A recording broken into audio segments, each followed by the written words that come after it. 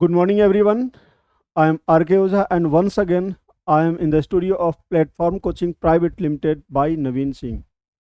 तो एक बार फिर हम डिस्कशन के लिए आपके यूट्यूब चैनल के लिए 1 to 5 सेट नंबर 5 के डिस्कशन के लिए हम अवेलेबल हैं और हम चलते हैं क्वेश्चन का एक्सप्लेनेशन के लिए। और जिसमें पहला क्वेश्चन हमारा है, हेतल घर में गुजराती बोलती है और इस भाषा को पढ़ने और लिखने में उसका प्रवाह है। उसके विद्यालय में निर्देश का माध्यम हिंदी है, वह यह भाषा नहीं जानती है। राष्ट्रीय शिक्षा नीति 2020 के अनुसार इस स्थिति में विद्यालय को क्या करना चाहिए? देखिए क्वेश्चन राष्ट्रीय शिक्षा नीति को इंडिकेट करते हुए है और एनईपी 2020 में भाषा के संबंध में जो कही गई बातें हैं उसके संबंध में अगर हम ये देखते हैं तो हेतल को विद्यालय में सिर्फ हिंदी बोलने के लिए कहना चाहिए। अब यहाँ पर हम देखते हैं, एक minute,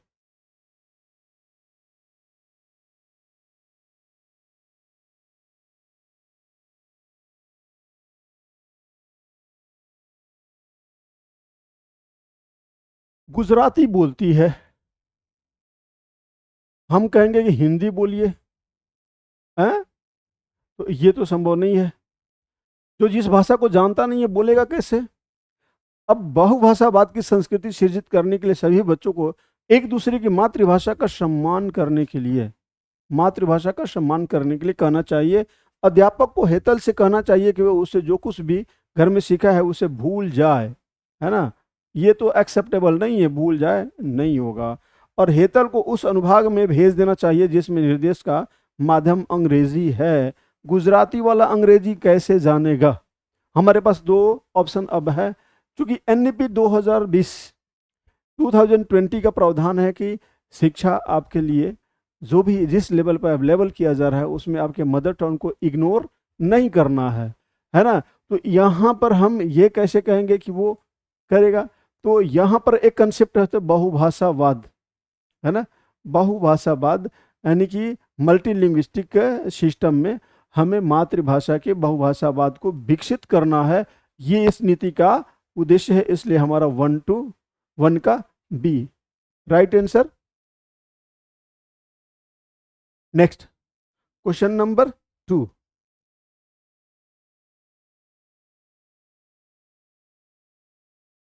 gender is a determined at the time of birth. ये कैसे संभव है? जन्म के समय निर्धारित होता है? हम तो कह सकते हैं कि ये जो जेंडर है तो जन्म के समय तो निर्धारण तो होता नहीं है, पहले से ही आप यूएसजी करवाते हैं, पता चल जाता है जेंडर क्या है?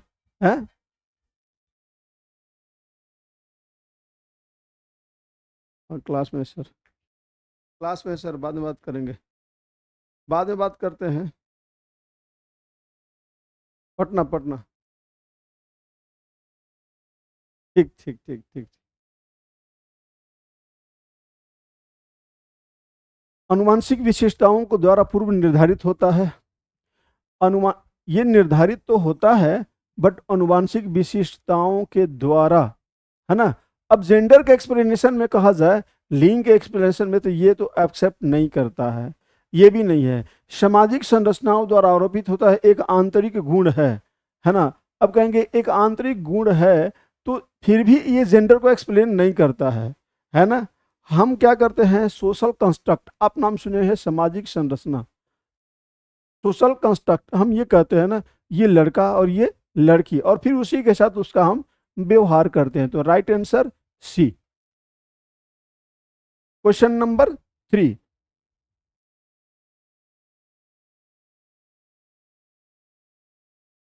निम्नलिखित में से क्या प्रगतिशील कक्षा की विशेषता नहीं है ना? नहीं है। क्वेश्चन नंबर 3 कहता है कि क्या इसकी विशेषता नहीं है।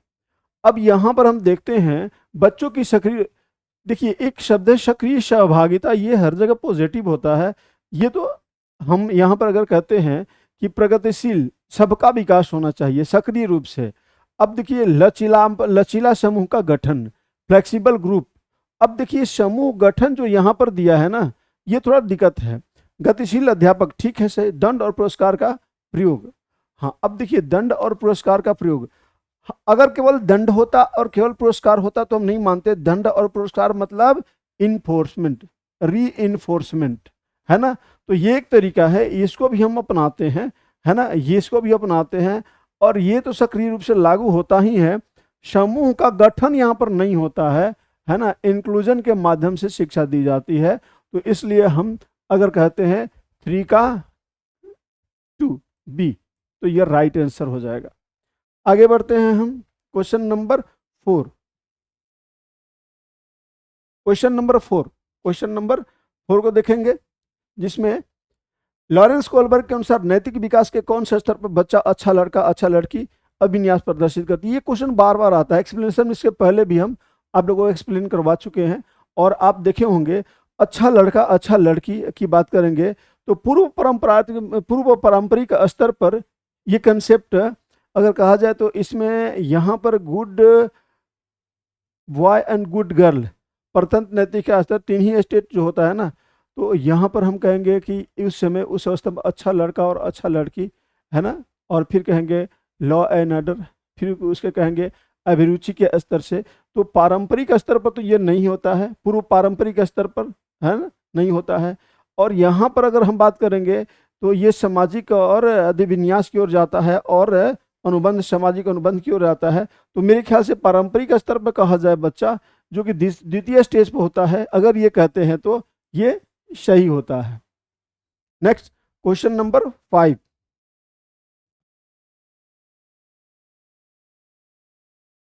बच्चों के विकास के संबंध में कौन सा कथन सही है। विकास के क्षेत्र सुस्पष्ट है और उनका एक दूसरे से, हाँ ये गलत बात है। संबंध तो है, सब एक दूसरे से पारस्परिक संबंध का रखते हैं।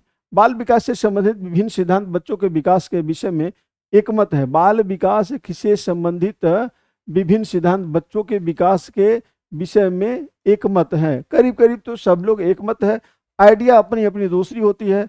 बच्चों का विकास उसके सामाजिक संदर्भ से प्रभावित होता है, और सभी बच्चों के विकास एक निर्बाध और निरंतर प्रक्रिया है। अब देखिए, सभी बच्चों के लिए विकास एक निर्बाध और निरंतर प्रक्रिया है, इसको भी सही मानते हैं। कोई संबंध नहीं है, हमने हटा दिया। विकास से संबंधित सिद्धांत एकमत है। अपने अपने मत दिए हैं, विकास के कुछ मतों पर एकमत है, लेकिन अपने अपने मत दिए हैं, तो हम मानते हैं कि ये नहीं होगा।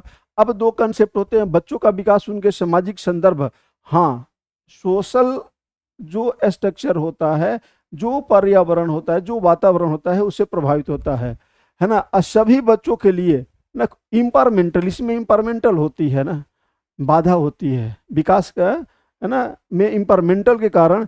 अब यहाँ पर थोड़ा सा है सभी बच्चों में लिए, तो थोड़ी देर के लिए सही है। क्वेश्चन के एक्सप्लेनेशन में अगर जाते हैं तो ये एक लेस वैल्यू और ये मोर वैल्यू, तो मोर वैल्यू के चलते 5 को हम सी मानते हैं आंसर, है ना। क्वेश्चन नंबर नेक्स्ट 5 के बाद क्वेश्चन नंबर 6।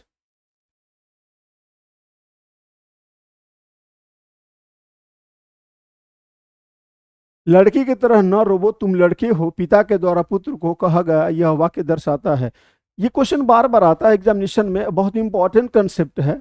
और इस क्वेश्चन को अगर कहा जाए कि बार बार हम कहते हैं लड़की की तरह कुछ करना, लड़की की तरह ऐसे करना, लड़की की तरह रोना, लड़की की तरह खेलना, लड़की की तरह चलना, हम इंडिकेट करते हैं लड़की के लिए। मतलब हम हमारे दिमाग में एक माइंड सेट है कि लड़की के लिए ये गतिविधि है, लड़कों के लिए नहीं है। तो ये जेंडर की पहचान अगर कहेंगे तो जेंडर पहचान थोड़ी देर के लिए कहते हैं कि लड़की को इंडिकेट कर रहा है। और जेंडर स्थिरता, जेंडर कंसिस्टेंसी, मतलब कहते हैं कि वो उसी का काम है, मतलब एक नेचर को इंडिकेट करना। और जेंडर रूढ़िवादिता, जेंडर समानता, जेंडर समानता तो ये पॉजिटिव है, ये हो ही नहीं सकता है, इसको हमने हटा दिया। और जेंडर रूढ़िवादिता, हाँ ये अगर कहेंगे जेंडर स्टीरियोटाइप है।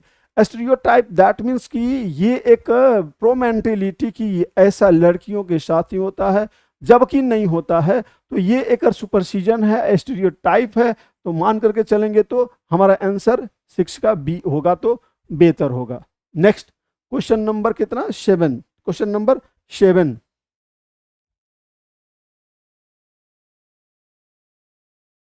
प्राथमिक विद्यालय के बच्चों को पढ़ाने के लिए लेव वाइगोस्की ने एक निम्नलिखित में से कौन सी तकनीक सुनाई है।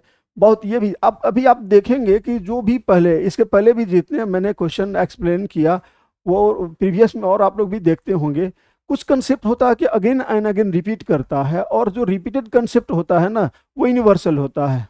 अब देखिए यहाँ पर फिर एक बार के लिए प्राथमिक विद्यालय पढ़ाने के लिए लेव वाइगोस्की का ये जो कंसेप्ट है बहुत इंपॉर्टेंट है। You will keep it in your mind always कि वाइगोस्की ने कैसा यहाँ पर दिया है, तकनीक सुझाई है। अब देखिए अनुदेशात्मक पाड़ की बात करते हैं, लेव वाइगोस्की की है, शब्दाधारण संतुलन और इक्विलिब्रियम की बात अगर हम करते हैं तो इक्विलिब्रियम इनका नहीं है, श्रीमान का। और फिर हम इक्विलिब्रियम की बात करेंगे तो जे पियाजे महोदय ज़्यादा इनके बारे में कहते हैं। और अभिक्रमित शिक्षण, अब मतलब प्रोग्राम्ड लर्निंग के बारे में वाइगोस्की सर ने कुछ नहीं कहा है, पुनर्बलन स्किनर साहब की बात है। यहाँ पर हम आते हैं तो ये भी जीन पियाजे साहब की है, तो ये सबसे बढ़िया 7 का ए अगर होता है तो मेरे ख्याल से सही होगा। इस तरह से कंसेप्ट को आप लोग खुद महसूस करते होंगे कि अगर आप प्रीवियस बनाते होंगे तो कुछ कंसेप्ट रेगुलर रिपीट करते हैं, तो हमेशा हम आप लोगों से कहते रहते हैं कि वैसे कंसेप्ट जो हम बता देते हैं वो तो बिल्कुल इजी वे में दिमाग में रखना है और अच्छी तरीके से उसको प्रैक्टिस में लेकर के फिर एग्जामिनेशन के पॉइंट ऑफ व्यू से वो आपके लिए इंपॉर्टेंट होगा, उसको करते रहना है। Next question number 7, question number 8।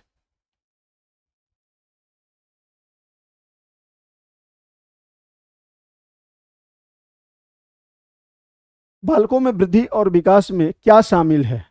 मात्रात्मक परिवर्तन, गुणात्मक परिवर्तन, दोनों मात्रा, गुणात्मक परिवर्तन, शरीर के आकार और बनावट में केवल भौतिक परिवर्तन।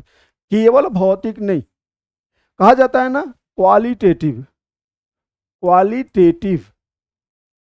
और क्वांटिटेटिव, ये दोनों होता है। मात्रात्मक और गुणात्मक दोनों परिवर्तन होता है। जैसे कहते हैं ना वृद्धि और विकास, वृद्धि क्या है क्वांटिटेटिव है और विकास क्या है क्वालिटेटिव है। तो इसलिए मेरे ख्याल से अगर हम कहते हैं केवल एक तो ये सही नहीं होगा, और ये दोनों करेंगे तो सही होगा, ये तो केवल है बिल्कुल नहीं होगा। 8 का सी अगर करेंगे तो ज़्यादा अप्रोप्रिएट आंसर होगा हमारे एक्सप्लेनेशन के अकॉर्डिंग। Question number 8। अब क्वेश्चन नंबर 9।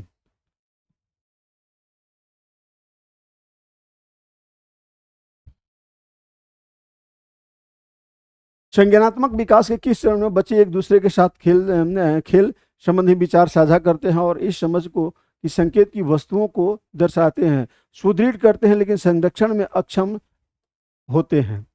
अब यहाँ पर हम देखते हैं जिन पियाजे के 4 चरण, इंद्रियगामक अवस्था कुछ विशेष महत्व नहीं रखती है। पूर्व संक्रियात्मक और मूर्ध संक्रियात्मक और उत्तर संक्रियात्मक की अलग अलग अपनी विशेषताएं होती है ना। तो हम कहते हैं संवेदी पेशीय अवस्था, तो ये तो बिल्कुल यहाँ पर ये नहीं है, ये 2 साल के बच्चों के लिए है।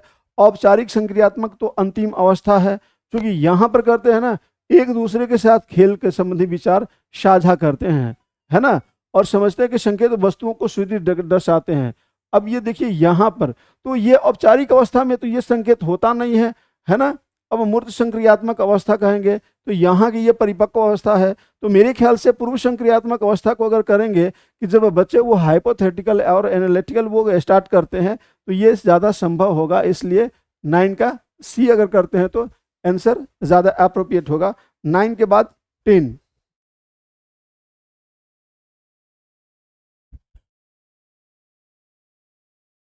बच्चा मैं पहली इस हिस्से को पूरा नहीं कर पा रहा हूं अध्यापक, यहाँ कौन सा टुकड़ा आना चाहिए क्योंकि ये बिल्ली के पैर का है।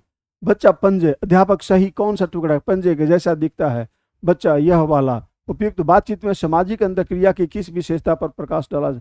अब यहाँ पर देखिए सामाजिक अंतक्रिया की बात आ रही है इस क्वेश्चन में, और फिर बच्चा और अध्यापक के बीच में बातचीत हो रही है और ये टीचर के द्वारा एक प्रकार का वो यहाँ पर टेम्पररली हेल्प किया जाता है। अब यहाँ पर देखेंगे अवलोकनात्मक अधिगम, ठीक है, हम अधिगम ये हो रहा है टीचर के द्वारा। अवलोकनात्मक यहाँ पर स्थिति नहीं है क्योंकि दोनों बातचीत कर रहे हैं। अब विवरणात्मक भी नहीं है क्योंकि यहाँ पर बातचीत किया जा रहा है। संज्ञानात्मक संघर्ष की तो बात नहीं है क्योंकि अकेले बच्चा नहीं है। और फिर हम स्कैफोल्डिंग की बात करते हैं ना, स्कैफोल्डिंग की बात करते हैं तो ये ज़्यादा उपयुक्त होता है, यानी 10 का सी। क्लियर है? On the basis of explanation. अब नेक्स्ट 10, 11, क्वेश्चन नंबर 11।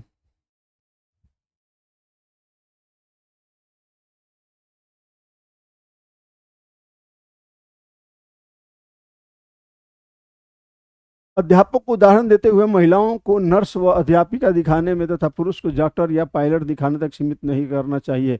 इससे क्या चिन्हित होता है? अब देखिए, हम अगर कहते हैं कि अगर महिला है तो नर्स बनेगी, अध्यापिका बनेगी, क्योंकि इसमें हार्डशिप की कोई संभावना नहीं है, यानी कि महिला हार्डशिप टॉलरेट नहीं करती है। और देखिए, पुरुषों के लिए डॉक्टर या पायलट, यानी कि पायलट बनेगा तो पुरुष ही होना चाहिए। फिर एक बार वो एक जेंडर रूढ़िवादिता और जेंडर डिस्क्रिमिनेशन से जो कंसेप्ट है, यहाँ पर एक क्वेश्चन दिया गया है। अब यहाँ पर देखेंगे, ये क्या है? सशक्तिकरण तो हो नहीं सकता है। हम जब विभेद करेंगे तो सशक्तिकरण कैसे होगा? और फिर यहाँ जेंडर रूढ़िवादिता, इसको एक्सेप्ट करते हैं हम। और जेंडर रूढ़िवादी लचीलापन तो फिर नहीं है ना, फिर तो फ्लेक्सिबिलिटी आ नहीं है। असमरूपता फिर पॉजिटिव हो गया, तो इसलिए हम यहाँ पर अगर कहेंगे तो 11 का अगर बी करते हैं तो मेरे ख्याल से राइट आंसर हो जाएगा। क्लियर हो गया? 11। Question number 12।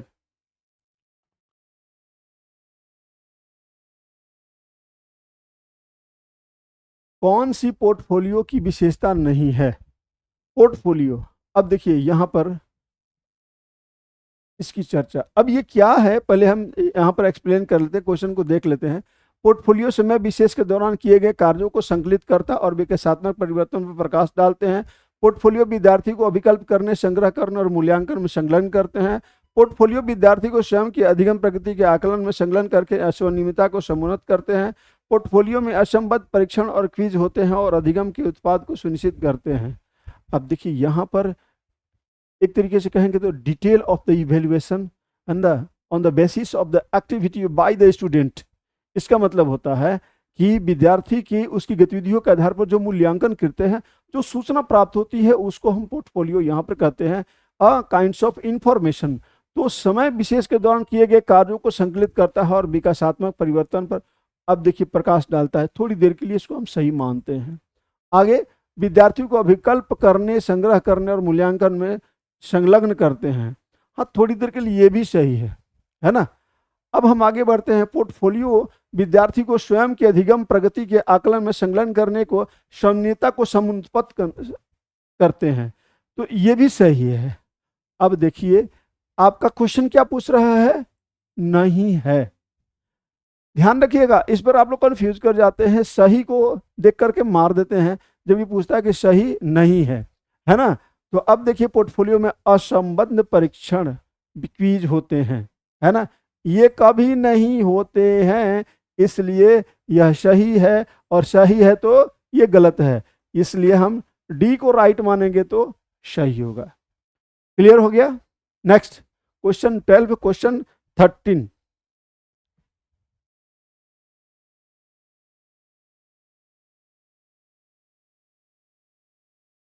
वह खेल जो बच्चों को दूसरे को विचारों, विश्वासों और भावनाओं को समझने में सहायक होता है, क्या कहलाता है ना। क्वेश्चन नंबर 13 में अगर हम कहते हैं कि खेल जो बच्चों को दूसरे के विचारों, विश्वासों और भावनाओं को समझने में सहायक होता है, the play that facilitate children to understand other thought, belief and feelings.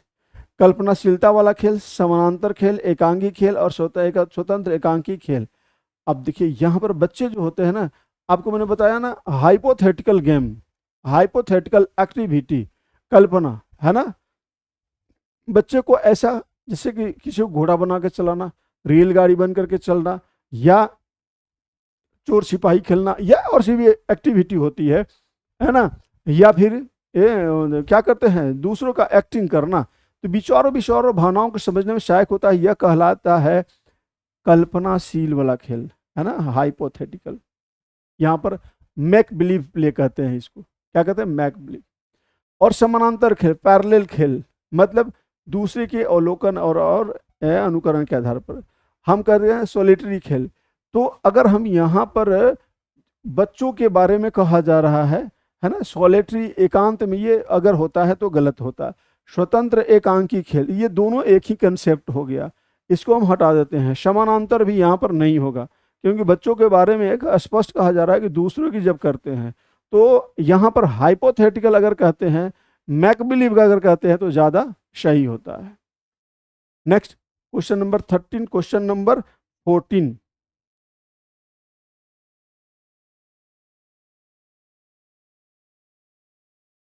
Lawrence Kohlberg के सिद्धांत में नैतिक तर्कणा किस चरण पर छात्र मान लेता है कि प्रत्येक व्यक्ति के लिए नियम एवं नियम प्रकार से लागू किए जाने चाहिए?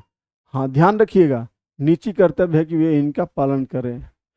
जब बच्चा नियम की बात करेगा और अपने साथ साथ दूसरी की बात करेगा और पूरी तरीके से सिचुएशन में, परिवेश में, पर्यावरण की बात करेगा, दैट मीन्स पूरी तरह से समझ जाइए कि उस बच्चे का जो एज है वो उत्तर परंपरागत अवस्था में है, जो जिसमें 2 अधिविन्यास दिया गया है।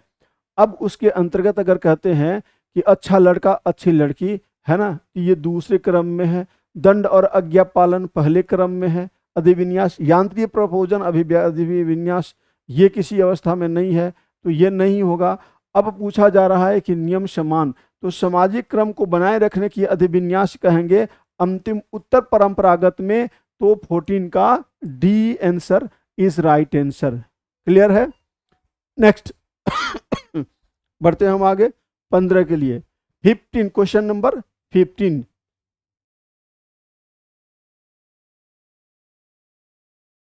कौन सा सिद्धांत दर्शाता है कि विकास दिशानात्मक है? सिर से पैर की ओर, है ना, सिरोपादोन्मुखी सिद्धांत, है ना, क्या कहते हैं? सिरोपादोन्मुखी सिद्धांत।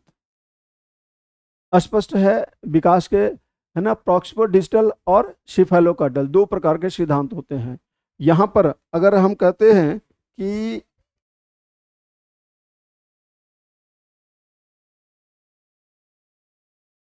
सिर से पैर की ओर, तो ये तो शीर्षगामी होने लगा। अधोगामी, वो ऊपर से नीचे की ओर। विशिष्टता से संबंधित, ये कोई नहीं सिद्धांत है। मात्रात्मक परिवर्तन, ये इस सिद्धांत की व्याख्या ये दोनों नहीं करते हैं। तो शीर्षगामी और अधोगामी, सिरोपादोन्मुखी अगर बात करते हैं तो ये होता है आंसर बी।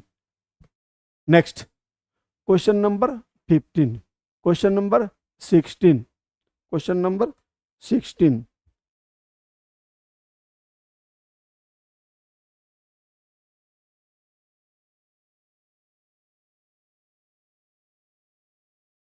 बालक का विकास किन क्षेत्रों में बंटा है? गामक, मनोवैज्ञानिक, संवेदनात्मक और सामाजिक। अब देखिए, हम सामाजिक, संवेदात्मक और मनोवैज्ञानिक और मोटर, है ना, स्पष्ट शारीरिक, संज्ञानात्मक, आध्यात्मिक। एक देखिए, विकास का ये प्रकार नहीं है। शारीरिक, संज्ञानात्मक, गामक और सामाजिक। मनोवैज्ञानिक, शारीरिक, सामाजिक और संवेदनात्मक। अब देखिए, मनोवैज्ञानिक को ही हम संज्ञानात्मक में इंक्लूड कर लेते हैं, ये 2 तो नहीं होगा, है ना, 2 नहीं होगा। हम अगर इस तरह से कहते हैं तो ये जब ये नहीं हुआ तो ये आध्यात्मिक नहीं हुआ और ये नहीं हुआ, तो आंसर क्या होगा? शारीरिक, physical development, cognitive development, motor development और social development is right option. बिल्कुल सिंपल है, सी। क्लियर है? 16। Next 17, question number 17।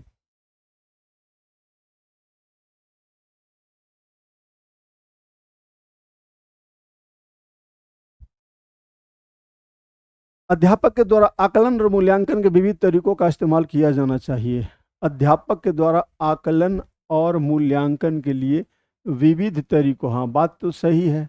मूल्यांकन का उद्देश्य अच्छा निष्पादन करने वाले विद्यार्थियों को शेष कक्षा से पृथक करना, बिल्कुल गलत। अब देखिए, इस तरह का एसर्शन और रीजन जब आता है, पहला सही दूसरा गलत, तो एक बात तो हो जाती है कि एक्सप्लेनेशन नहीं है, एक दूसरे की व्याख्या नहीं करता है, और दूसरी बात स्पष्ट हो जाती है कि दोनों सही नहीं है, एक सही है दूसरा गलत है। अब ये लास्ट ऑप्शन आता है कि कौन सही और कौन गलत है, तो थोड़ा सा हम ट्रिकी अप्रोच लगाते हैं और देखते हैं कि ए और आर दोनों सही नहीं है। ए और आर दोनों सही है नहीं है, ए सही लेकिन आर गलत है, ए और आर दोनों गलत है, तो दोनों गलत नहीं है, तो मेरे ख्याल से ए सही होगा, 17 का सी। क्लियर है? आगे बढ़ते हैं हम 18, क्वेश्चन नंबर 18।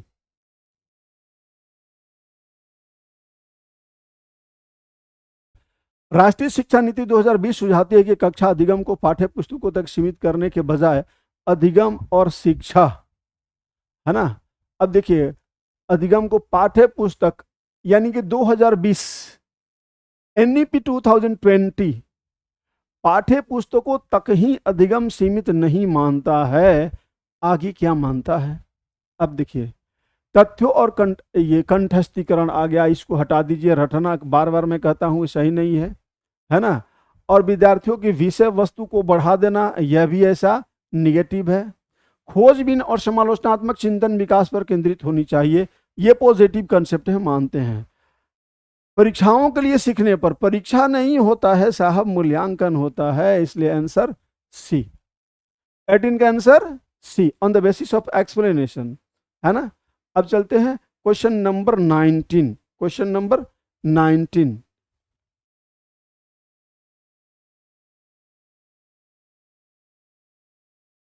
क्या किसी कक्षा में धीमी गति से सीखने वाले शिक्षार्थी मेधावी और औसत जैसी शब्दावली विद्यार्थियों का उल्लेख करने के लिए प्रयोग में लानी चाहिए।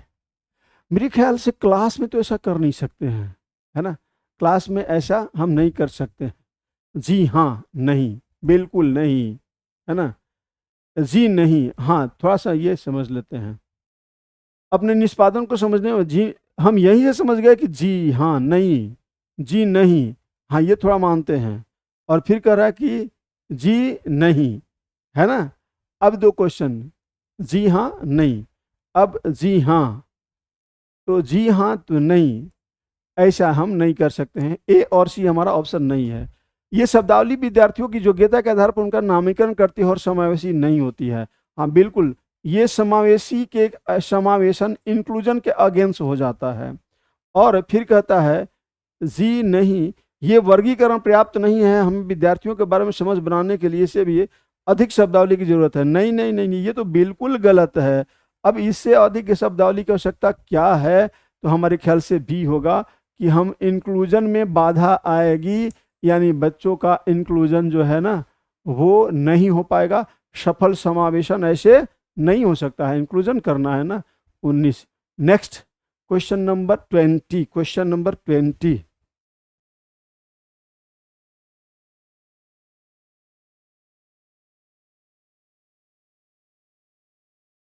राष्ट्रीय शिक्षा नीति 2020 एनईपी में प्रस्तावित कथनों से निम्न से कौन सा कथन सही नहीं है। ए क्या कह रहा है, एनईपी 2020 मूल्यांकन की विभिन्न प्रकार की विधियों और योजनाओं को जैसे कि समूह कार्य और भूमिका निर्वहन का प्रस्ताव रखती है। ठीक है। बी, एनईपी 2020 रचनात्मक मूल्यांकन से योगात्मक मूल्यांकन की ओर परिवर्तन करता है। अब केवल दो ही ऑप्शन है कि और है, देखते हैं। हाँ, सी, एनईपी 2020 प्रस्तावित करते शिक्षक द्वारा किए गए आकलन से अलग आकलन के अन्य वर्गों जैसे कि स्व आकलन तथा समूह आकलन को प्रोत्साहित करना चाहिए। नहीं नहीं नहीं, ऐसा नहीं है। आकलन के अन्य मार्गों से शिक्षक द्वारा, तो ये नहीं है, मेरे ख्याल से ये नहीं है। और 2020 प्रस्ताव रखती है कि छात्रों को उन्नति पत्र में उनके संज्ञानात्मक आयों प्रगति सम्मिलित, ऐसा एनईपी में कहीं नहीं है। अगर हम पीछे आते हैं, अब देखते हैं कि सबसे अगर सुटेबल एनईपी 2020 के कंसेप्ट को जो स्पष्ट करता है, उसमें अगर देखा जाए तो एक शब्द आया है रचनात्मक मूल्यांकन से योगात्मक मूल्यांकन की ओर।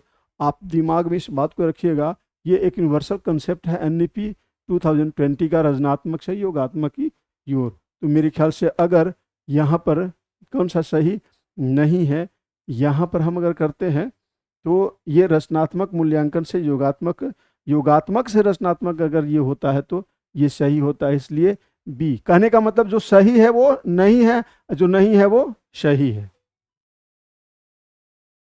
नेक्स्ट क्वेश्चन नंबर कितना है, 21।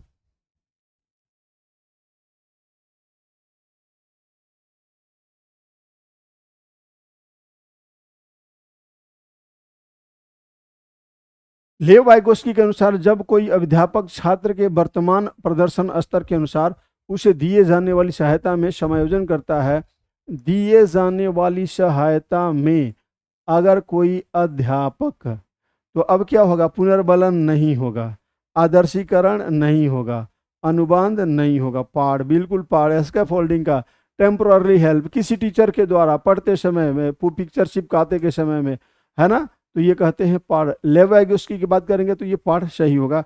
22, नेक्स्ट 22।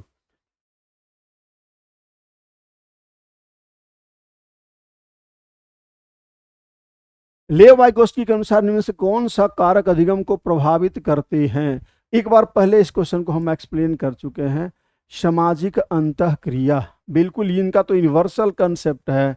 सांस्कृतिक उपकरण, हाँ, क्योंकि इसके साथ इसका उपकरण होता है। और भाषा, यानी कि और भाषा, SCL, ये तीनों आ गया इसमें, SCL, है ना।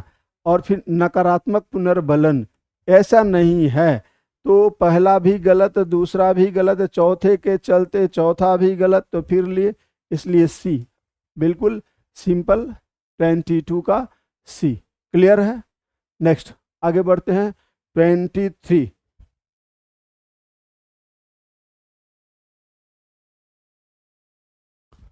एक अध्यापिका को अपने कक्षा कक्ष में किन विभिन्नताओं को सम्मान कर देना चाहिए, है ना।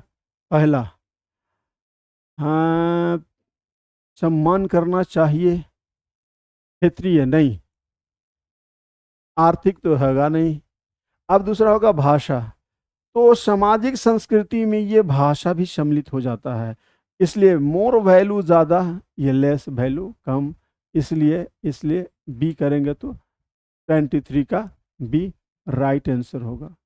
क्लियर है? आपको हम बार बार कहते हैं आप लोगों को कि अगर प्रीवियस बनाते हैं या प्रैक्टिस सेट करते रहते हैं हमेशा, तो एक आइडिया डेवलप हो जाती है, जिसमें पता चलता है कि हम किस तरह के प्रश्न को रिवाइज करें और किस तरह के प्रश्न आपके एग्जामिनेशन में पूछे जाता है। पिछले के एक्सप्लेनेशन से देखिएगा कि स्पष्ट क्या हो रहा है और रूपरेखा कैसी हमारी वो जो क्वेश्चन होते हैं उनके होते हैं। नेक्स्ट क्वेश्चन नंबर कितना है? 24।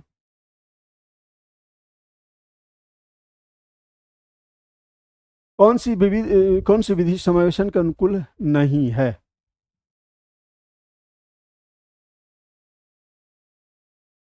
फ्लेक्सिबल ग्रुपिंग, ठीक है। डिफरेंशिएट इंस्ट्रक्शन, ठीक है।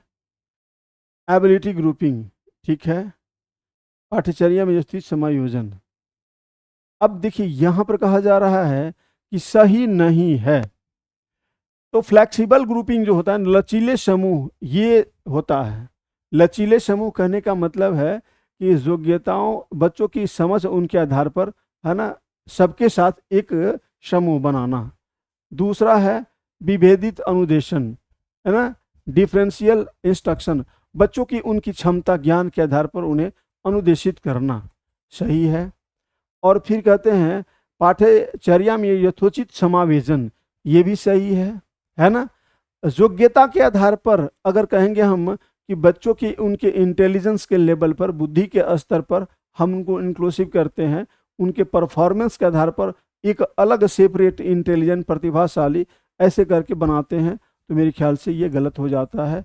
यानी कि ये गलत है, इसलिए ये सही है, शिक्षिका सी, क्योंकि पूछ रहा है कि इनमें से कौन सा नहीं है। 24।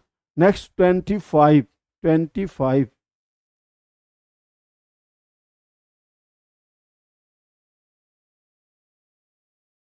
एक शिक्षिका अपनी कक्षा कक्ष में सृजनात्मक विद्यार्थी की पहचान कैसे करती है? उनका अभिसारी, है ना, उनका अभिसारी, तो कन्वर्जेंट जो होता है ना, कन्वर्जेंट नहीं, जो प्रगति से, जो सृजनात्मक विद्यार्थी होते हैं ना, वो डाइवर्जेंट होते हैं, है ना।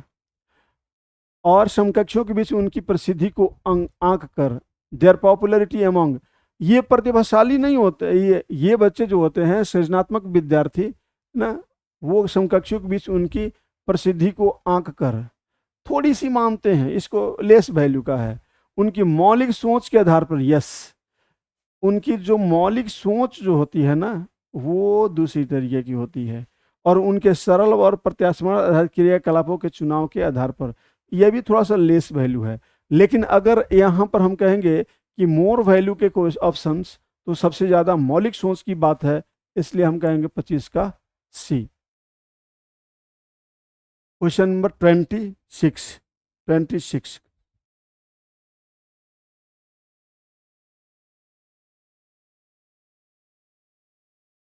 26 क्वेश्चन मेरे ख्याल से रिपीटेड हो गया है ना। ये अगेन क्वेश्चन इंक्लूड कर लिया गया है, इसका एक्सप्लेनेशन मैंने पहले ही कर दिया है ना। आगे बढ़ चलेंगे। Question number 27।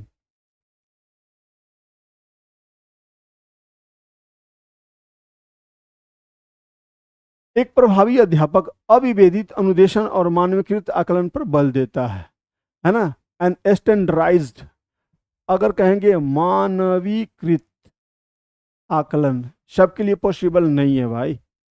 अपने विद्यार्थियों की भावनात्मक आवश्यकताओं का ध्यान रखता है।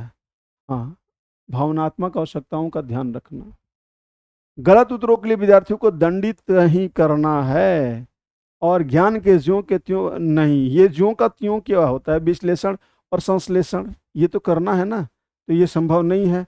अब अगर हम यहाँ पर करते हैं मानकीकृत, तो भी यहाँ पर हम आकलन पर बल देते हैं, नहीं है। हमारे ख्याल से बी अगर हो जाता है तो राइट आंसर हो जाएगा 27 का।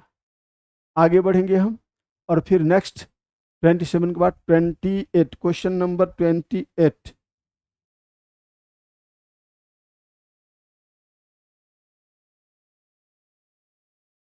किसी दिए गए विषय पर ज्ञान और संबंधों को व्यवस्थित और प्रस्तुत करने का चित्रात्मक उपकरण क्या कहलाता है? एनालॉगी। अब देखिए थोड़ा सा इसको ये करेंगे हम। अगर कहते हैं कि चित्रात्मक, एनालॉगी, अनुपूरक, अनुरूपक, मतलब कहते हैं उसका विश्लेषण, मतलब सैद्धांतिक विश्लेषण, आकलन विधि, एल्गोरिथम्स, है ना। That means on the basis of calculus और वेरियस, मतलब क्या कहते हैं आकलन। संप्रत्यय चित्रण, मतलब उसकी एक अवधारणा, एक परिस्थिति को आत्मसात करना, और वर्बलाइज, शब्दों में। और ये तो मेरे ख्याल से सबसे ज़्यादा अगर कहेंगे प्रस्तुत करने का चित्रात्मक उपकरण की बात जब करते हैं तो ये संप्रत्यय आता है, जो कि सही है। क्वेश्चन नंबर 28 का सी। Question number 29।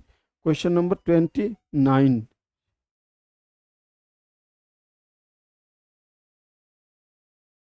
गतिशील दिव्यांगता किस क्षेत्र में चुनौती पैदा करती है?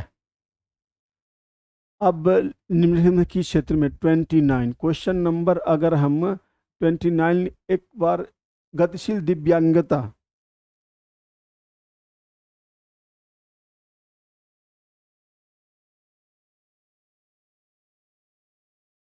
चुनौती पैदा करती है।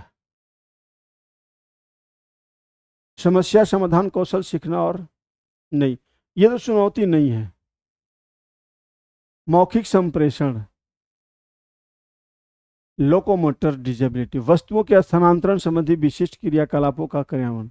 हाँ, वस्तुओं का स्थानांतरण यहाँ पर है, चूंकि यहाँ पर गतिशील दिव्यांगता की बात करता है। खेलों में भाग लेना, एकाग्रता, ये संभव नहीं है।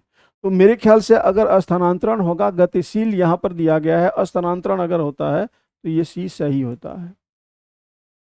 Question number 30। Question number 30।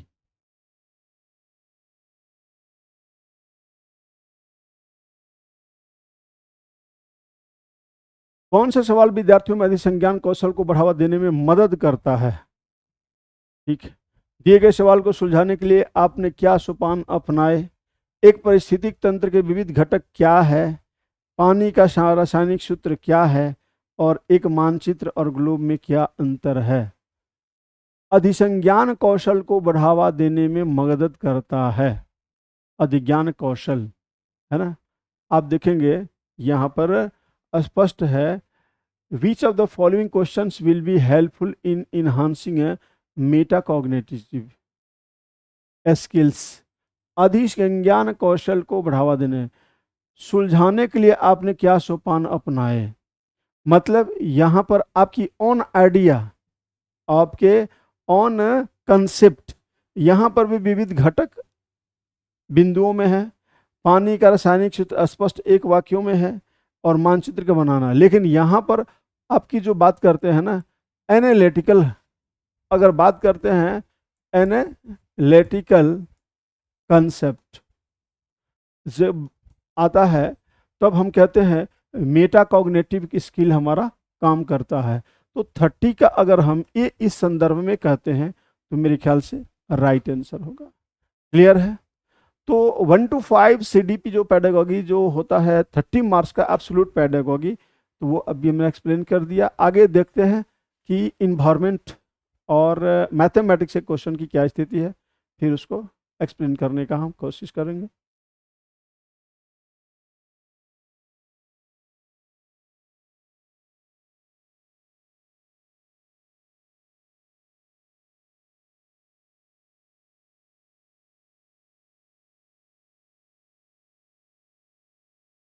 Mathematical parts और उसके कंसेप्ट की बात करते हैं।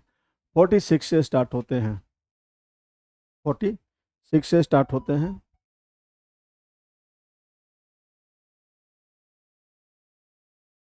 फोर्टी 46,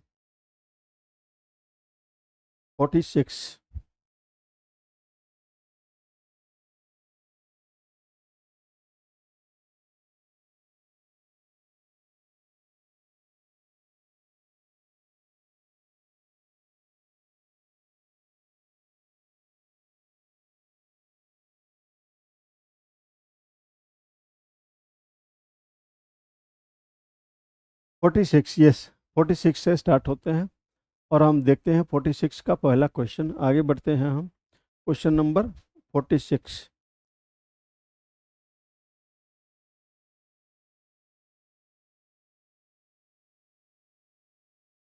निम्नलिखित से वैन हिले सिद्धांत के अनुसार कौन सा क्रम ज्यामितीय स्तर के सही है ना?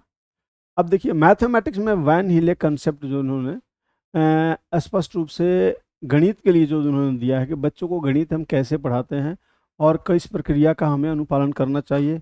1 मिनट थोड़ा question time, yes 22 minutes is remaining. तो इस टाइम पीरियड में हमको एक्सप्लेन करना है, बिकॉज हमारे बाद और भी एक्सप्लेनेशन के लिए टीचर आए हुए हैं, तो उनके लिए भी फिर समय देना चाहिए। इसलिए थोड़ा सा हम फास्ट चलेंगे, बट कंसेप्ट को लेते हुए चलेंगे, आप ध्यान रखेंगे। नेक्स्ट, वैन हिले सिद्धांत के अनुसार कौन सा क्रम ज्यामितीय स्तर के लिए सही है? सबसे पहले उन्होंने कहा पहचान करना, जो 2 विकल्प में है। विश्लेषण तो बाद में होता है। विश्लेषण वैन हिले ने सबसे पहचान करने पर बल दिया, तो पहचान के बाद विश्लेषण आता है। विश्लेषण इसमें पहले आ गया है, ये गलत हो जाएगा।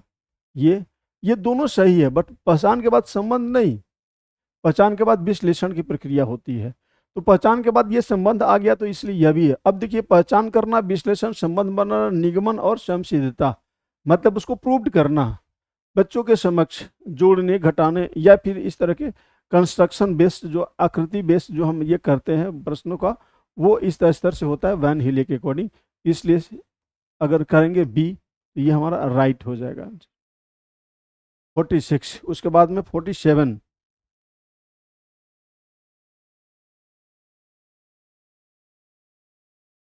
एक गणित की परीक्षा में सुश्री फातिमा ने एक प्रश्न सम्मिलित किया, यदि 2 संख्याओं का योग 17 है तो संख्या बताइए। संख्या पता नहीं है। बहुविकल्प तो ये है नहीं, मल्टी ऑप्शन नहीं दिया गया है। संदर्भ मतलब कोरिलेटेड रेफरेंस तो नहीं दिया गया है। और ये बंद सिरे वाले मतलब कि एक दिए गए विकल्प से फिर ढूंढ करके बताना, ये नहीं दिया है। इसको हम क्या कहते हैं कि 17 का योग तो संख्या क्या है, इसको मुक्त सिरे वाला प्रश्न कहते हैं।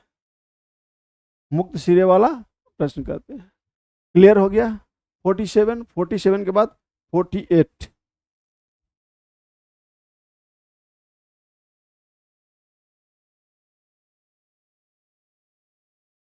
हाँ, कोठारी आयोग 64-67 के अनुसार कक्षा 1 से कक्षा 3 तक के छात्रों के लिए गणित एक अनिवार्य विषय होना चाहिए जो कि सामान्य शिक्षा का हिस्सा हो। यह केवल कल्पना है कि गणित छात्रों में मानसिक, बिल्कुल नहीं। कोठारी एमिशन का ये एक काल्पनिक बात, ये रिपोर्ट में नहीं आया हुआ है। गणित छात्रों में विश्लेषणात्मक तर्क चिंतन, आत्मविश्वास और मानव भाव को विकसित करता है। हाँ, ये थोड़ी देर के लिए एक्सेप्ट करते हैं, है ना। और प्रत्येक छात्र गणित में अमूर्तता नहीं समझ सकता है, अतः कक्षा 8वीं के बाद इसे वैकल्पिक विषय के रूप में कोठारी आयोग ने ऐसा नहीं कहा है ना। अब देखिए, इससे तार्किकता का विकास होता है। अगर हम कहते हैं कि इससे तार्किकता का विकास होता है बच्चों में, और बच्चे इसे सीखते हैं, इसे होना चाहिए। तो यहाँ तक अगर देखेंगे तो कक्षा 1 से 10 तक की बात कोठारी आयोग कहता है ना। अब हम यहाँ पर कहेंगे गणित छात्रों में विश्लेषणात्मक तर्क, चिंतन, आत्मविश्वास और मनोभाव को विकसित करता है। ये बात सही है, बट पहले विकल्प में देखिएगा 1 से 10 तक गणित को अनिवार्य रूप से हिस्सा बनाने का काम, है ना, कोठारी आयोग ने किया था। तो डीएस कोठारी अगर बात करेंगे तो कोठारी में उन्होंने ये स्पष्ट कहा कि गणित को 10 तक अनिवार्य रूप से हिस्सा बनाया जाए। आप देखेंगे विज्ञान और सामाजिक विज्ञान का एक संशोधित रूप पर्यावरण के रूप में सम्मिलित कर दिया गया है पहले क्लास में, लेकिन गणित को पहले क्लास से अनिवार्य किया गया है। तो उसका कौन सा, तो वो एक कंसेप्ट ये है कि वो तार्किक होता है। क्लियर हो गया। तो इसलिए 48 का ए अगर होता है तो सही होता है। नेक्स्ट आगे चलते हैं 49।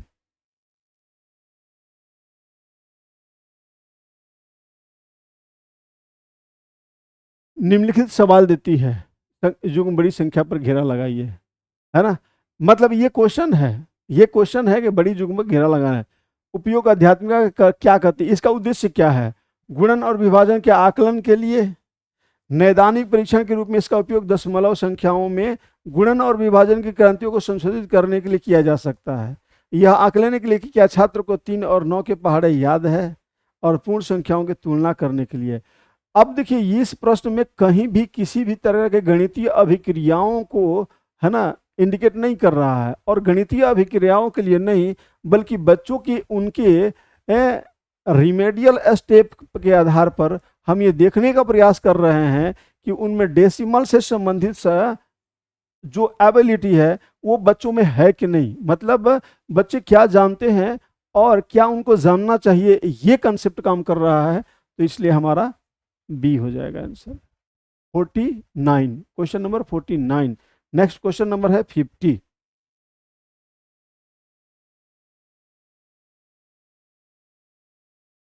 कौन सा पोलिया के समस्या समाधान मॉडल के अनुसार सही क्रम है। अब देखिए, पोलिया के समस्या समाधान के सबसे पहले हम जो क्या करते हैं ना, समस्या को समझना, योजना तैयार करना, पुनः जांचना, योजना को क्रियान्वित करना। समस्या को समझना, योजना तैयार करना, योजना को क्रियान्वित करना, पुनः जांच करना। योजना तैयार करना, समस्या को समझना, योजना को क्रियान्वित करना, पुनः जांच करना। योजना तैयार करना, समस्या को समझना, पुनः जांच करना, योजना तैयार कर क्रियान्वित करना, है ना। अब हम देखेंगे यहाँ पर समस्या को समझने से पहले हम अगर कहते हैं कि उसके लिए प्लानिंग करना, तो ये ज़्यादा समस्या बेहतर होता है। तो समस्या को समझने से पहले हम अगर प्लानिंग कर लेते हैं, क्योंकि पोलिया के अनुसार स्पष्ट कहा गया है, इसके पहले भी एक क्वेश्चन इसी तरह से आया हुआ था, और तब हम समस्या को समझते हैं। तो ये दोनों ऑप्शन ये अभी सही चल रहे हैं। और तब हम समझने के बाद योजना जो तैयार किए हैं उस योजना को कार्यान्वित करेंगे। हम अब फिर पुनः जांच यहाँ पर नहीं करने वाले हैं, है ना, और योजना को कार्यान्वित करेंगे। तो थोड़ा सा इस प्रश्न में एक कहेंगे विकल्प में के तौर पर कि इस प्रश्न में थोड़ी सी कन्फ्यूजन है। हम योजना को कार्यान्वित करते हैं कि पुनः जांच करते हैं, और कार्यान्वित करके फिर पुनः हम जांच करते हैं क्या होता है, और पुनः जांच करके योजना को कार्यान्वित करते हैं। तो यहाँ पर ये दोनों सही विकल्प है, लेकिन ज़्यादा अगर हम बात करेंगे इसमें तो इस विकल्प में यहाँ आंसर होगा। हालांकि ये भी होना चाहिए, बट थोड़ी सी यहाँ पर एक शब्द का ये अंतर हुआ, तो हमारा राइट आंसर क्या हो जाएगा, डी हो जाएगा। 50 का डी, 50 का डी। नेक्स्ट चलते हैं 51 की ओर।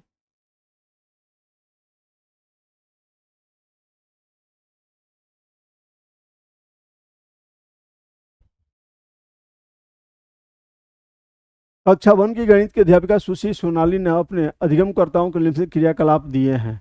देखिए, ये क्रियाकलाप है।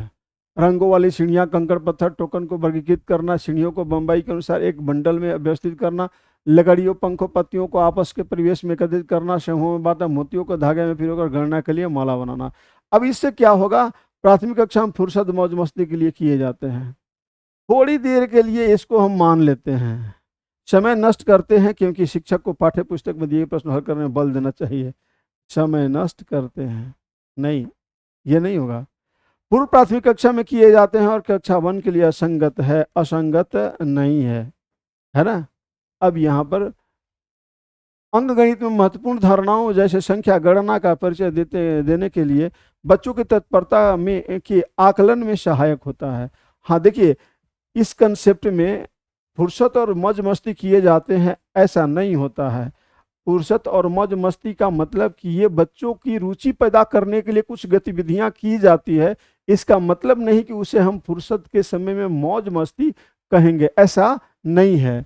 हम अब आगे देखेंगे पॉजिटिव, हम देखते हैं पॉजिटिव आंसर, क्वेश्चन है तो पॉजिटिव आंसर भी होना चाहिए। तो देखिए, अवधारणा की संख्या और गणना का परिचय देने के लिए बच्चों की तत्परता के आकलन किया जा रहा है। तो मेरे ख्याल से यहाँ पर अगर डी होता है तो ये ज़्यादा बेहतर होता है, सही होता है।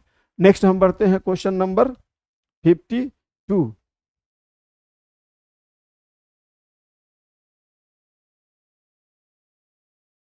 राष्ट्रीय पाठ्यचर्या रूपरेखा 2005 के अनुसार गणित शिक्षा का आकार चौड़े और गोलीय होने के स्थान पर ज्यादा ऊंचा और तकुआ आकार हो गया है। इसका अर्थ है, हाँ देखिए, गोलीय होने के कारण क्या हो गया है, ऊंचा और तकुआ, है ना।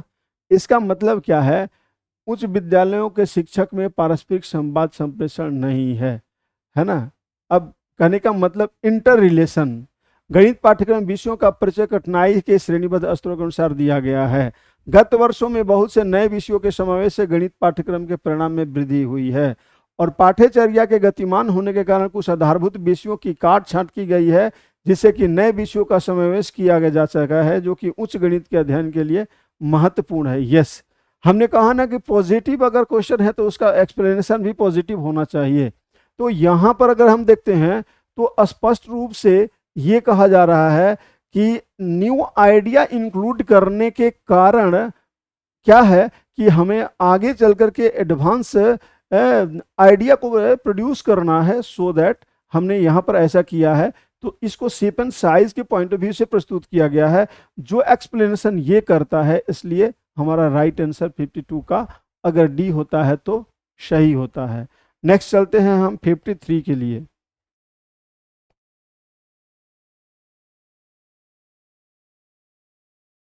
कौन सा युग्म का सही मिलान प्रदर्शित करता है।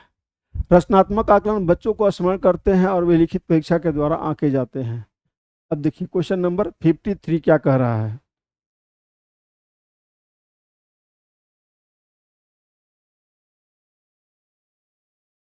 बार बार, हाँ चलिए, कौन सा युग्म सही मिलान प्रदर्शित करता है। रचनात्मक आकलन बच्चों तथ्यों को स्मरण करते हैं और वे लिखित परीक्षा के आधार पर आंके जाते हैं, ठीक है।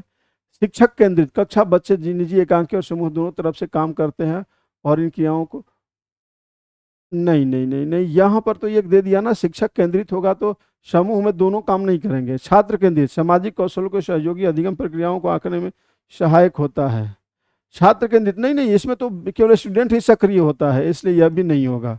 और सामूहिक ज्ञात करता है कि एक समयावधि बच्चे के विभिन्न विषयों और व्यक्ति क्या है, नहीं नहीं। समूह मतलब अनुदेशन, देखिए ये अनुदेशन का प्रकार है जिसमें सभी एक साथ काम करते हैं।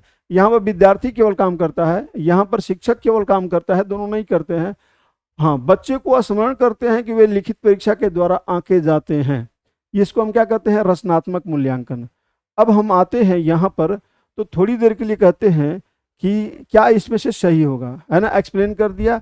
अब हम इसको आंकने का काम करते हैं कि कौन सा यहाँ विकल्प इसमें सही होता है। तो यहाँ पर हम स्पष्ट रूप से अगर हम चलते हैं रचनात्मक आकलन, तो यहाँ पर समयावधि बच्चों को विभिन्न विषयों और व्यक्तित्व के अध्ययन की योजनाओं के आधार पर हम यहाँ पर लेके चलते हैं, है ना। दूसरा अगर हम देखते हैं कि इसमें फिर क्या हो सकता है, शिक्षक केंद्रित। शिक्षक केंद्रित अस्पष्ट है, हम यहाँ पर अगर चलेंगे तो ये स्मरण करेंगे। और छात्र केंद्रित फिर हम चलते हैं तो ये समूह में कक्षा के, और फिर यहाँ पर चलते हैं तो फिर ये आकलन अगर ये होता है सामाजिक और सामूहिक आकलन के लिए होता है। तो मेरे ख्याल से अगर इसमें इसको जोड़ा जाता है तो ये ज़्यादा सही होता है। क्लियर है?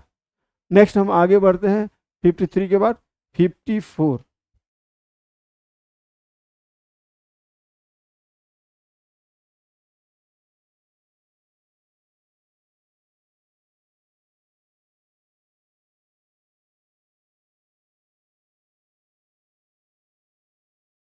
हल करने के लिए एक विद्यार्थी निम्नलिखित विधियों का प्रयोग करता है। उपयुक्त विधि के लिए कौन सा कथन सत्य है? अधिगमकर्ताओं में समस्या समाधान की अनौपचारिक तकनीक को हतोत्साहित करना नहीं होगा। विद्यार्थी को गुणन का अवधारणात्मक ज्ञान नहीं है, नहीं, बिल्कुल गलत है। और विद्यार्थी द्वारा प्रयुक्त विधि उनकी गुणन के नियमों की समझ को दर्शाती हाँ, ये सही है। और लिखित परीक्षा में इस विधि का प्रयोग करने पर विद्यार्थियों को 0 अंक मिलते हैं, नहीं। स्पष्ट है। यहाँ पर एक्सप्लेनेशन तो थोड़ा सा और आसान हो जाता है, जब इसमें निगेटिव वर्ड यूज कर दिए जाते हैं। अब हम यहाँ पर करने के लिए इसका प्रयोग करते हैं और ऐसे बनाते हैं तो उनकी गुणन क्वालिटी को पता चल जाता है। इसलिए 54 का अगर हम सी करते हैं तो ज़्यादा आंसर अप्रोप्रिएट होता है, सही होता है। नेक्स्ट हम आगे चलते हैं 54 के बाद 55।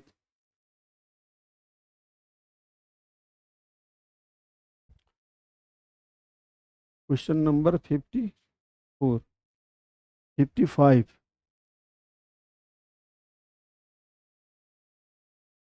इन दो पूर्ण संख्याओं का योग एक पूर्ण संख्या होता है, यह योग का कहलाता है। हाँ, ये योग क्या कहलाता है? दैट मीन्स हम कैलकुलेशन करते हैं, ये सबसे पहले सिस्टम है। और संवर्ग गुण, इसका मतलब होता है कि हम किसी भी तरीके से अगर हम बच्चों को 2+2 है ना 4 ऐसे करके बताते हैं। और इसमें क्या है, हम क्रमागत रूप से 1 2 3 4 ऐसे करके बताते हैं। तत्समक गुण मतलब पूरा टोटल योग्य, अगर हम कहते हैं 3 4 5 6 8 ये हो जाता है। योग्य योगात्मक गुण गुणा करते हैं। तो मेरे ख्याल से अगर यहाँ पर वह योग क्या कहलाता है तो क्रम चूंकि दिया हुआ है, इसलिए हमारा आंसर ये हो जाता है। नेक्स्ट 56 बन के बाद हम आगे बढ़ते हैं 59। 59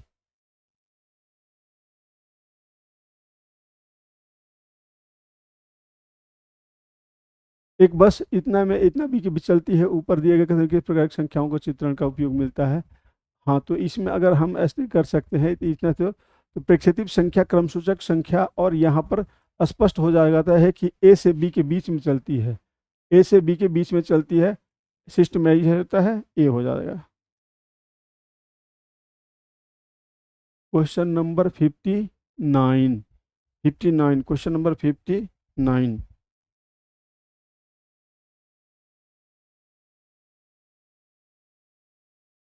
राष्ट्रीय पाठ्यचर्या की रूपरेखा 2005 के अनुसार गणित अधिगम के निम्नलिखित से ऊंचर उद्देश्य क्या है? गणित की समस्या हल करना, बच्चों को प्रवीण बनाना। हाँ, थोड़ा सही है। उन्हें रोजगार वाले वयस्क बनाना, जो कि देश को सामाजिक और आर्थिक विकास में ऐसा कुछ नहीं होता है। बच्चे के मस्तिष्क का गणितीयकरण करने के लिए उसके आंतरिक संसाधनों का विकास करना, ये सही है। और बच्चों में प्रतिमानों और संख्याओं के ज्ञान को विकसित करना, ये भी सही है। बट राष्ट्रीय शिक्षा जो राष्ट्रीय रूपरेखा है 2005, ये ज़्यादा इस पर बल देता है, इसलिए हमारा ये सही है 59 का सी। नेक्स्ट हम चलते हैं 60। Question number 60।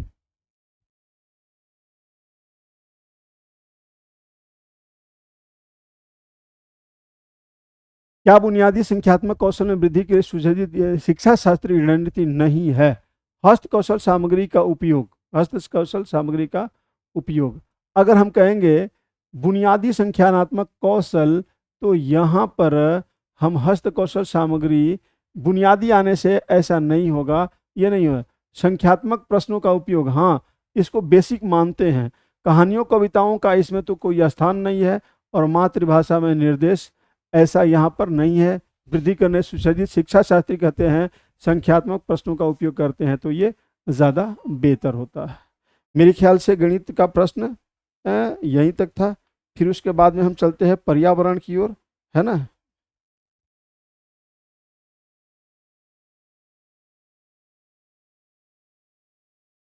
कितना समय हो गया देखते हैं। हाँ, थोड़ा सा और समय हम लेंगे। 76, क्वेश्चन नंबर 76, और मेरे ख्याल से 10, हाँ कुछ प्रश्न है इसमें।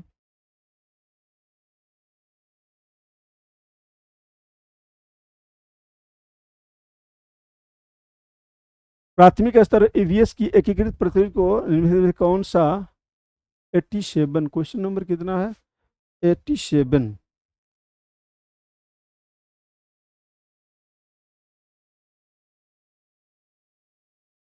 यस,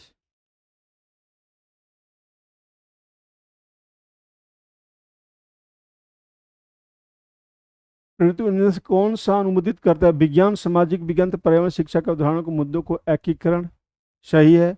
बच्चा अपने पर्यावरण को एक संपूर्ण रूप में देखता है, सही है। यह थीम पर आधारित है, सही है। विज्ञान, सामाजिक विज्ञान विषय तथा उपविषय शामिल है ना, तो ये भी सही है। विज्ञान एवं विषय तथा उपविषय, नहीं नहीं नहीं नहीं, विषय तथा उपविषय नहीं, इसके कंसेप्ट शामिल है। तो मेरे ख्याल से अगर ये अगर शामिल होता है तो राइट आंसर हो जाता है। 87 के बाद में है 88।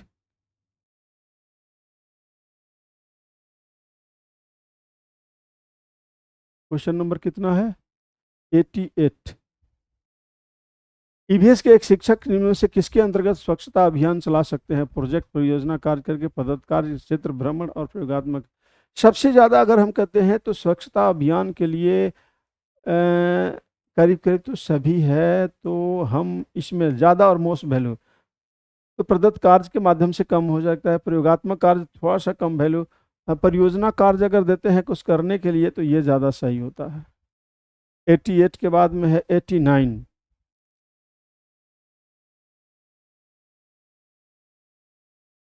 पर्यावरण अध्ययन के शिक्षक अपनी कक्षा कक्ष में वास्तविक चुनौती है विद्यार्थियों को सूचना देना, नहीं। विद्यार्थियों को कार्य पत्रक देना, नहीं। हाँ, गृह कार्य देना। सबसे ज़्यादा जो होना है सीखने का अवसर देना बच्चों को, यानी कि लर्निंग से जोड़ना, उन्हें नियमित रूप से है ना कक्षा में अधिगम के प्रति प्रेरित करना और जोड़ना, ये चुनौती अभी भी है और इसलिए हम इसको सही मानते हैं। 89, question number 90। Next question number 90। Yes, जैसे क्वेश्चन नंबर कितना है 90। Yes 90, question number 90। किस आकलन का पर्यावरण अध्ययन की कक्षा में विद्यार्थी द्वारा आनंद लिया जाता है? पेपर पेंसिल, मौखिक प्रश्न, पेपर पेंसिल परीक्षण की प्रतिस्फूर्ति। अब देखिए, ये तो मतलब उसके परफॉर्मेंस का सभी है, ये सभी है, बट पोर्टफोलियो में क्या होता है उसका कम्प्रिहेंसिव, है ना। अगर व्यापक स्वरूप में देखेंगे तो मेरे ख्याल से ये ज़्यादा सही होगा, है ना। कुछ टाइम लिमिटेशन के अकॉर्डिंग तो इस तरह से थोड़ा सा फास्ट चले, बट एक्सप्लेनेशन में जो भी हमने आंसर दिया वो हमारे अनुभव के अकॉर्डिंग अप्रोप्रिएट है, और फिर इस तरह से ही उस आइडिया को आप इंडिकेट करते हुए वैसे ही आप प्रीवियस को सॉल्व करते रहें, या टेस्ट में जो भी क्वेश्चन आता है उसी आइडिया को इम्प्लीमेंट करते रहें। प्रैक्टिकली जो अप्लाइड कंसेप्ट होता है, जिस कंसेप्ट को जो सीडीपी पेडागॉजी का क्वेश्चन होता है कहीं से रट नहीं सकते हैं, ध्यान करके प्रैक्टिकली जो यूज किया जाता है, दिमाग में जो आइडिया बैठती है उसको प्रैक्टिकली समझने का प्रयास करेंगे तो ज़्यादा संभव होगा। क्वेश्चन देखते के साथ ही ऑप्शन जो राइट अप्रोप्रिएट है उस पर दिमाग जाता है ना, रॉन्ग पर नहीं जाता है। जो नहीं पढ़ते हैं तो उनका तो पूरे 4 ऑप्शन बिल्कुल सही लगेगा, इसलिए उसके अपने एक पक्ष होंगे कि गलत क्यों है और सही क्यों है। तो नेक्स्ट फिर सेशन में, अगले सेशन में हम अवेलेबल हो जाएंगे, और फिर जो पहले का बचा हुआ डिस्कशन है कल का उसको भी हमें करना है, जो सैटरडे को जो हम अवेलेबल नहीं हो सके। तो नेक्स्ट फिर मिलते हैं अगले सेशन के लिए, तब तक के लिए ओके बाय।